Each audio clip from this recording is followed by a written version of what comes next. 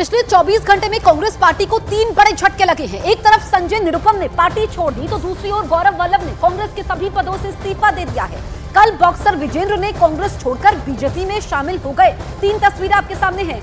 कल निष्कासन होता है, आज संजय निरुपम ने इस्तीफा दे दिया, गौरव वल्लभ ने भी इस्तीफा दिया कि जो पार्टी की लाइन है उससे सहमत नहीं है और वो लगातार जो पार्टी सनातन विरोधी बयान देती है वो ऐसे बयान नहीं दे सकते हैं, ये गौरव वल्लभ ने इस्तीफे से पहले कहा है।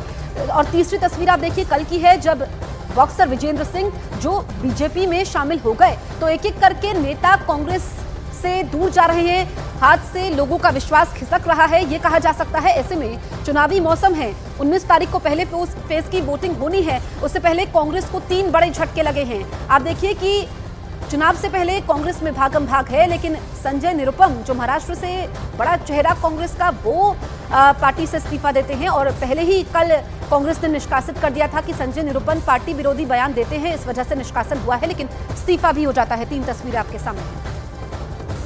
देखिए, मैंने जो हमारे राष्ट्रीय अध्यक्ष आदरणीय मल्लिकार्जुन खड़गे साहब कांग्रेस के जो हैं जी, उनको एक पत्र लिख के मेरे दिल की सारी भावनाएं उसमें व्यक्त कर दी। मैं कांग्रेस पार्टी की चुप्पी, जब पार्टी के कुछ नेता, अलायंस के कुछ बड़े नेता सनातन का विरोध करते हैं और उस समय हमारे पार्टी की चुप्पी से क्षुब्ध हूँ। जी, मैं राम मंदिर में पे पार्टी के स्टैंड से क्षुब्ध हूँ। तो देखिए कि यहाँ पर गौरव वल्लभ ने बड़ी बातें कही कि उन्होंने कांग्रेस अध्यक्ष मल्लिकार्जुन खड़गे को पत्र लिखा, जो पार्टी का स्टैंड चाहे राम मंदिर को लेकर के हो या फिर अन्य नीतियां हो उससे वो खुश नहीं थे, इस वजह से इस्तीफा दिया है और उन्होंने अपने इस्तीफे में इन बातों का जिक्र किया है। अब संजय निरुपम की आप बात देखिए कि यहाँ पर वो पार्टी विरोधी बयान पहले देते आए हैं और ऐसी आशंका थी कि वो इस्तीफा देंगे, लेकिन इनका अगला कदम क्या होगा। विजेंद्र ने तो कांग्रेस पार्टी छोड़ करके, बॉक्सर विजेंद्र जिन्होंने देश का मान बढ़ाया, और वो बीजेपी में शामिल होते हैं। अब बीजेपी में है विजेंद्र, ये कल हम देखते हैं कि वो कांग्रेस छोड़ते हैं और भारतीय जनता पार्टी में शामिल होते हैं। नमस्कार, न्यूज़ 18 इंडिया पर आप सभी का बहुत बहुत स्वागत है। मेरा नाम रूबिका लियाकत है। इस वक्त मेरे सामने मौजूद है ओलंपिक मेडलिस्ट, पद्मश्री से नवाजे जा चुके हैं, एक ऐसे शख्स जिन्होंने हर एक प्रतिद्वंदी को नॉकआउट पंच से चारों खाने चित कर दिया। एक ऐसे शख्स जो रिंग में भी उतनी ही मुस्तैदी से छाए रहे जितना राजनीति में, और राजनीति इसलिए क्योंकि आप याद कीजिए, राहुल गांधी के साथ अगर कोई कदम ताल करता हुआ नजर आ रहा था तो वो थे बॉक्सर विजेंद्र सिंह, जो इस वक्त हमारे साथ मौजूद हैं। दक्षिण दिल्ली से 2019 में चुनाव लड़ा, कांग्रेस का दामन थामा, और आज जब मैं आपसे बात कर रही हूं तो कांग्रेस को वो अलविदा कह चुके हैं और आज हाथ में उनके बीजेपी का परचम है। बहुत बहुत स्वागत है विजेंद्र जी आपका। Thank you. कल तक तो लग रहा था हेमा मालिनी के खिलाफ मथुरा से विजेंद्र सिंह दो हाथ आजमाने वाले हैं और आज आपने हाथी को अलविदा कर दिया।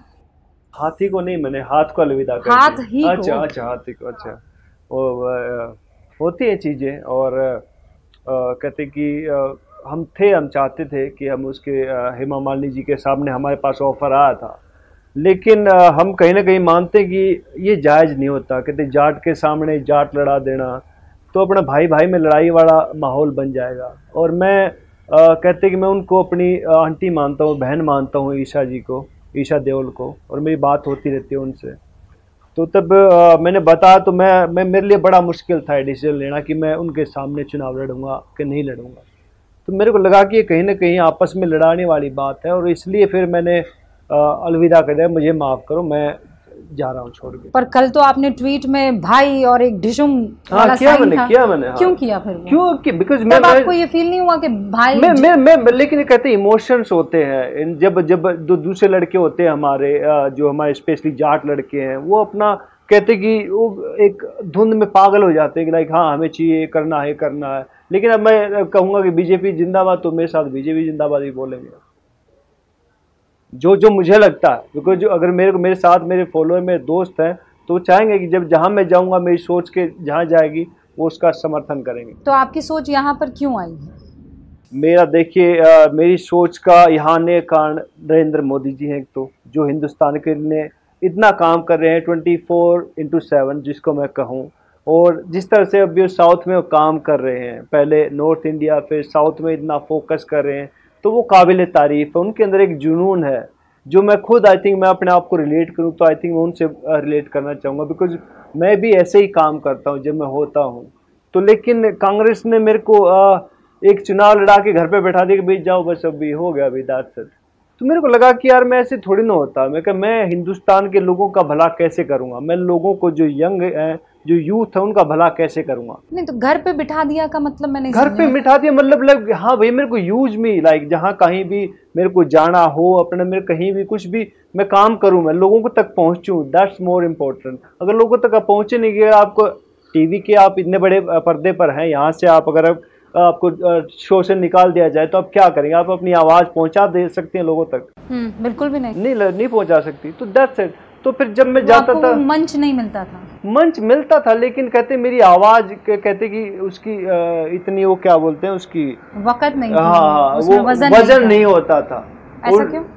आई डोंट नो, मुझे नहीं मालूम आती, लोग नहीं सुनना चाहते थे, शायद मैं कांग्रेस में था इसलिए, जो मुझे लगता है। और अभी शायद जो कहते हैं जो प्रॉब्लम है स्पेशली यंग लोगों की, जो हमारे हरियाणा की, जो हमारे राजस्थान, जो नॉर्थ बेल्ट की जो युवाओं की प्रॉब्लम है, कोई भी जो स्पोर्ट्स रिलेटेड, आई थिंक मैं उनके लिए एक राइट माध्यम बन सकता हूँ। अच्छा, लोग ये कह रहे हैं आपको टिकट नहीं मिला, कांग्रेस ने आपको भाव नहीं दिया, इसीलिए आप बीजेपी हेडक्वार्टर पहुंच गए और आपने कहा कि भाई जो करवाओगे करने को राजी हूँ। रूबिका जी, तो आपने न्यूज आपने ही बता अभी थोड़ी देर पहले, तो मैं हेमा जी के अगेंस्ट में लड़ रहा था चुनाव, तो चीज वो तो मेरे पास थी बिल्कुल, बट वो कहते मेरे को लगा नहीं कि ये मैं ये सही काम कर रहा हूँ। मेरे को नहीं लगा, कहीं ना कहीं मेरे को लगा कि नहीं यार ये गलत है। कहते आपस में लाइक मैं इनके जिनको मैं इतनी रिस्पेक्ट करता हूँ, मुझे नहीं लगता मैं इनके सामने चुनाव लड़ पाऊंगा। आपके विरोधी, अब तो बहुत विरोधी आपके हो जाएंगे, वो ये कह रहे हैं कि बीजेपी में ये जो पुराने नेता कांग्रेस के आते हैं ना, इनका कुछ तो लेन देन होता है।